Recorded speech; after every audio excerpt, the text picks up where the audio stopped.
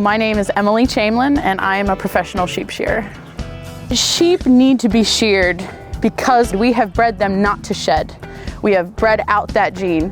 So if you do not shear them at least once a year, their wool will continue to grow. They need to be sheared once a year for basic health purposes.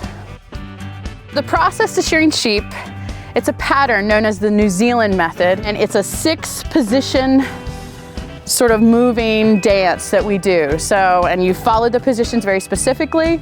You'll be able to see it when I shear. Every sheep is sheared the same way, and that's what makes the sheep shearing process so fluid and so efficient. You follow the exact same positions on every sheep, and it's always the same, and you get muscle memory, and your hands just move with the sheep, and it just sort of puts the comb in where it needs to, and it cuts the wool off, and everything is safe and efficient.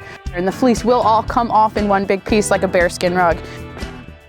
Well, I grew up on a dairy farm here in Carroll County, and my parents farmed for a living. And I always joke my teenage rebellion was that suddenly I wanted sheep. So I decided I had to have sheep.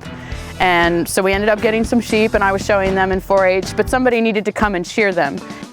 I ended up going to the Maryland shearing school and learned how to shear, and then I started shearing part-time for people, and every year had a few more people that would call me to come shear their sheep, and it kind of snowballed and took over, and suddenly now it's all I do. It's my full-time job. I did go to other schools. Most of the time, each of the states has a shearing school. There was a good one in New York. There's a couple out in the Midwest. And then once I had gotten fairly proficient, I started attending competitions.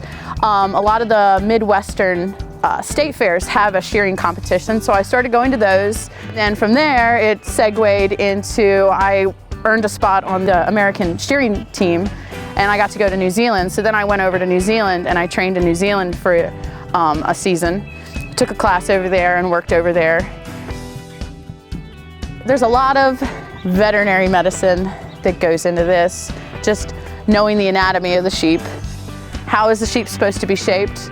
You know, is the sheep breathing correctly while I'm shearing? Sheep shouldn't be fed prior to shearing. You know, it puts pressure on the heart and lungs if they have been eating all morning and then you bend them over to shear them. Understanding the temperature and how that affects your shearing day. Wool does trap in heat. There is an air pocket next to the skin that helps to regulate their temperature, but if they're moving around a lot, if you're chasing them around on a stressful shearing day, they can get hotter, so minimizing those stresses while you're shearing to keep them cool, to keep them calm, keep everybody safe, that's also part of it. So here in the East Coast, there's a lot of smaller flocks. So a typical day, I get up at 6 o'clock. I like to be shearing by 8 o'clock. I'll have anywhere from one job to I've had upwards of 11 jobs on a specific day. Just hop in the car, drive to a job, set up, you start shearing sheep. Sheep shearing is the most honest work. You only get paid for the number of head you do. So, you know, if it takes you 6 hours to shear 3 sheep, you only get paid for 3 sheep. If it takes you a half hour to shear 3 sheep, you can do more sheep and you can make more money. So it's just about putting your head down and shearing. Now out west, where the flocks are larger, it's a lot easier to go to one job and stay there for a couple days, and you're just standing in the same spot for 8 hours every day, just putting your head down and shearing sheep. If you are willing to travel, you can definitely earn a good living doing this. When I got started, I was just shearing part-time. I was able to pay off my first truck, sheared my way through college, and then now I'm doing it full-time, and I'm happy, I'm comfortable. But there again, if you are willing to travel, you can put your finger on the globe and you can go there and shear some sheep. That's the nice part of this job. You can get traveling in, you know, make friends all around the world. But yeah, you can do it in your hometown. There's high demand. There is a worldwide shearer shortage going on right at the moment. There's just not enough people out there who are willing to do the work. It's hard work, it's sweaty work, it's bloody work, long days, difficult sheep. Like, there's a lot of drawbacks to it, but if you know, can get over the initial learning hump, it's difficult to learn.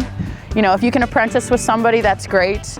But if you can get over that initial hump, there's definitely plenty of work out there for everybody. The favorite part of my job is I just love sheep. For some bizarre reason, I've always been drawn to them.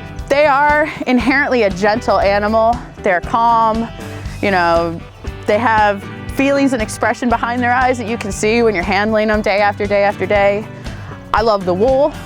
Every once in a while you'll shear a fleece. You're like, oh, this is so beautiful. I just want to hang it on the wall. That it's hard not to sort of be drawn in and enjoy the beauty of this. And then shearing is a dance. And when the dance goes correctly and everything just sort of flows together, you do get in a flow state, and it's a beautiful thing.